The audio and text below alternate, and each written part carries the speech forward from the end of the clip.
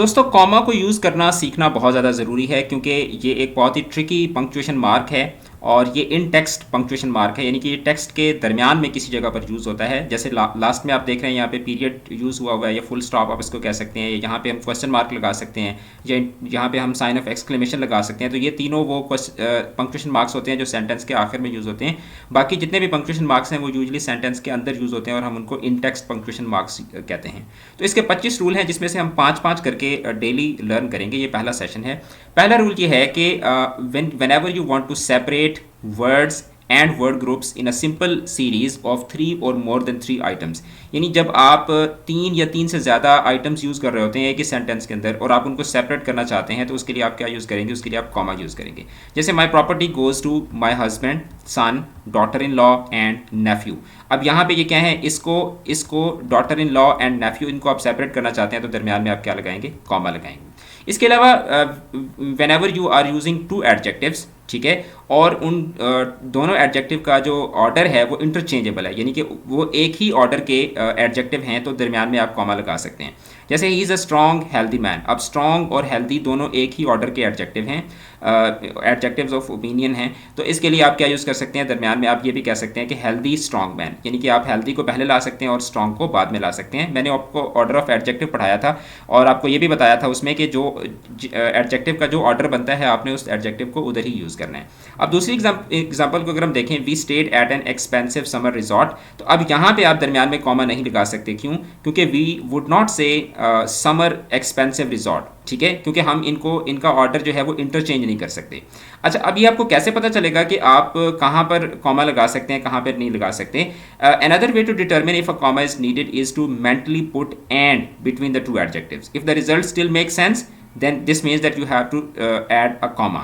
जैसे मिसाल के तौर पर जो ऊपर वाले दो एग्जांपल्स हैं, आप ये कह सकते हैं कि he is a strong and healthy man, तो आपका सेंटेंस ठीक होगा। लेकिन आप ये नहीं कह सकते कि we stayed at an expensive and summer resort. तो यहाँ पे आप एक्सपेंसिव एंड समर रिजॉर्ट नहीं होता, एन एक्सपेंसिव समर रिजॉर्ट होता है, ठीक है। तो ये इसको सीखने का एक बड़ा आसान तरीका है। फिर उसके बाद in sentences where two independent clauses are joined by connectors such as and और but etcetera, we have to put a comma at the end of the first clause. जैसे मिसाल के तौर पर he walked all the way home and he shut the door. तो अब इसमें यहाँ पे अगर आपने एंड से पहले अगर आपने कॉमा नहीं लगाया तो आपका सेंटेंस क्या हो जाएगा? गलत हो जाएगा। अगर आप कहते हैं ही walked all the way home, उसके बाद comma and he shut the door, तो फिर आपका सेंटेंस क्या होगा? ठीक होगा। इसी तरीके से अगर आप कहते हैं कि did he walk all the way home और डिड ही टेक अ बस, यहाँ पे अगर आपने कॉमा नहीं लगाया तो आपका सेंटेंस गलत होगा। आपको कहना है did he walk all the way home, फिर उसके बाद कॉमा, उसके बाद आपने फिर जो है वो कनेक्टर यूज़ करके फिर उसके बाद सेकंड इंडिपेंडेंट क्लॉज को आपने यूज़ करना है।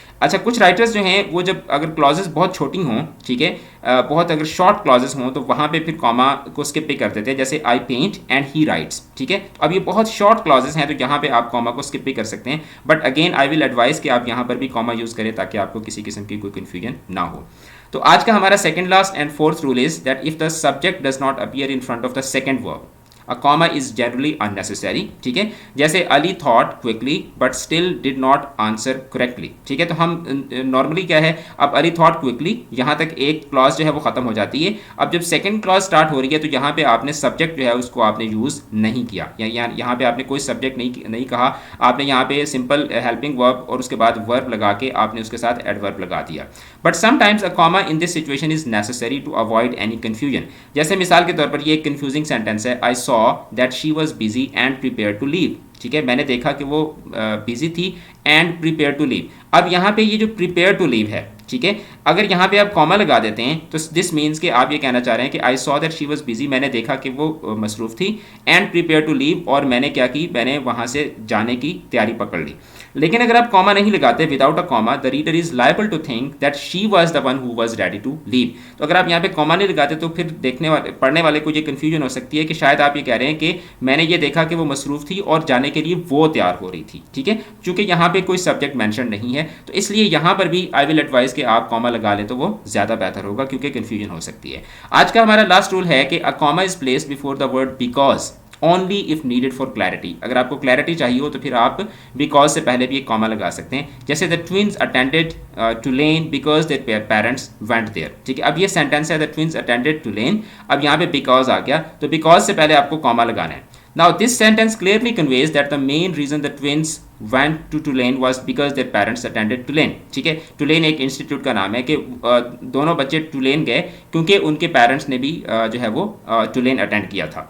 लेकिन यहाँ पर एक चीज़ है कि अगर आप कहते हैं कि the twins did not attend, ठीक है, अगर आप डिड नॉट यूज़ करते हैं, the Tulane did not, the twins did not attend Tulane because their parents went there, तो अब ये सेंटेंस क्या हो जाता है, ये एम्बिगुअस हो जाता है। We are not sure whether they did not go to Tulane because they wanted to go somewhere other than where their parents went to college, or whether the twins did go to Tulane but for reasons other than that their parents went there। तो अब यहाँ पे क्या होती है, हमें ambiguity होती है, तो उस एम्बिग्विटी को ख़त्म करने के लिए हम क्या करेंगे, यहाँ पे कॉमा लगा देंगे। लेकिन अगर आप यहाँ पे लगा देते हैं comma, the twin did not attend Tulane comma because their parents went there, तो with the comma before because the sentence more clearly conveys that the twins desired a college other than the one their parents attended। तो इससे क्या होता है, आपका sentence clear हो जाता है। आज हमने फर्स्ट 5 रूल्स देखे हैं, उसके बाद जो नेक्स्ट हमारा सेशन होगा उसमें हम नेक्स्ट 5 को देखेंगे और उसके बाद इसी तरीके से हम 5 सेशंस के अंदर 25 कॉमा के रूल्स जो हैं वो लर्न करेंगे। इस वीडियो के डिस्क्रिप्शन से आपको बाकी की 4 वीडियोज़ का लिंक मिल जाएगा, उनको भी ज़रूर चेक कीजिएगा।